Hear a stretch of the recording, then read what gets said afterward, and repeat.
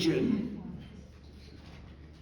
admonishes us humans to be perfect.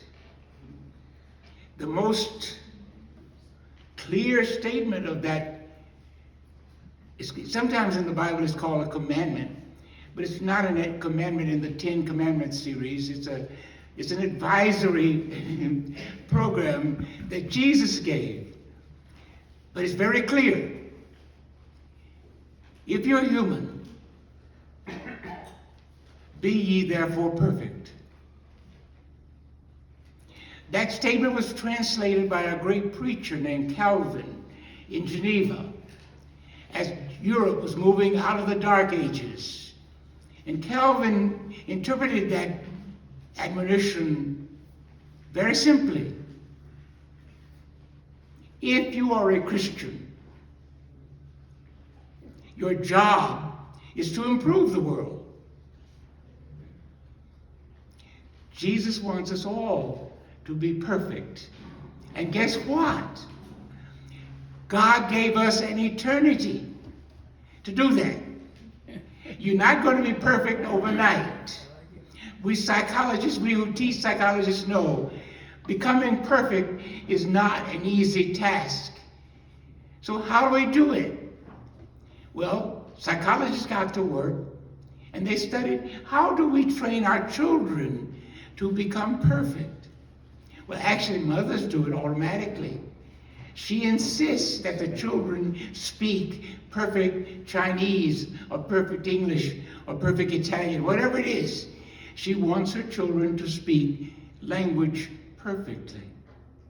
And Moses went even further and said, Dads, you've got to teach your children history. Not once a day, not twice a day, but 4 times a day.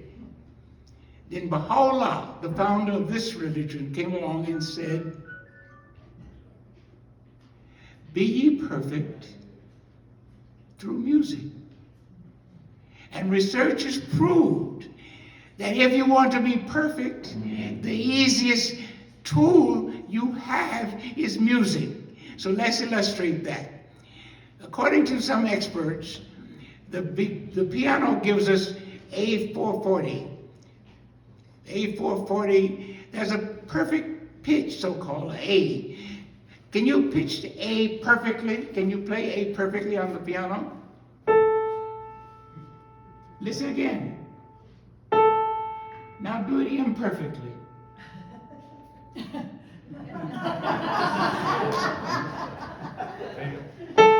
Yeah! Or slowly. Anyway, according to some musicians, particularly Suzuki, you can be a perfect pianist on A in just a few minutes. Let's try the violin. Oh, it takes seconds. Violin, give us a perfect A, please.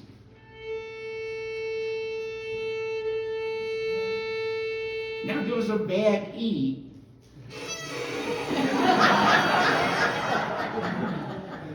Now, here's what's happening in the brain. There are approximately 86 neurons up there working most of the time. Some of them are dealing with music, some with math, some with verbal, some with space, etc. But when you're playing real music, as you hear today, at least 17% of the brain is involved in listening and deciding whether or not that's a good A or a bad A. And when you decide whether or not it's a good A or a bad A, according to the head of brain science in London, in England, his name is D.M. Mackay, the brain acts like a democracy.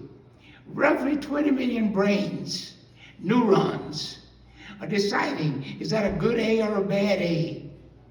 And when they say, when all 20,000 of them say that's a good A, guess what they do? They cheer. The brain actually cheers.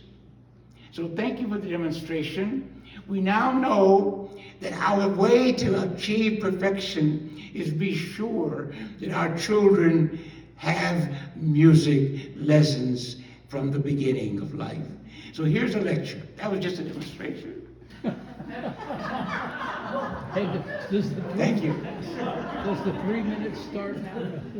The big four of the happy chemicals that are working in your brain, hopefully a large period of time. Dopamine. Your brain produces dopamine when you are hearing something beautiful. There's another chemical that the brain produces most of the time. It's called serotonin. Serotonin. Let me read what the experts say about it. It is linked to a feeling of calm, contentment, emotional balance. It helps regulate sleep, appetite, and mood, often boosted by sunlight. In Fresno, California, where I lived as a dean there, the people used to escape the valley because the sun disappeared in the fog. So they climb up to the mountains to get to the sun. There's another one, dioxin, the love and connection hormone, involved in trust, bonding, affection, and social connection. Released during hugging, close conversation, intimacy, and acts of kindness, sometimes called the cuddle hormone. Then the fourth of the big ones, endorphin, the natural painkiller, reduces pain and stress, can create feelings of euphoria, released during exercise, laughter, music, and even spicy food. Behind the famous runner's high. At 6 miles, you watch these runners on the Olympics or any great long run event. After 6 miles, if they're still running, something will come over them and you can read their face of happiness. Baha'u'llah then, in this age, gave humanity a new law. We must study, and listen to great music. It is the ladder to heaven. So the message of this little sermonette is, little talk, to all the musicians of the world, join Baha'u'llah in proclaiming to humanity, it's time we fell in love with music and learn how to love each other and climb toward perfection.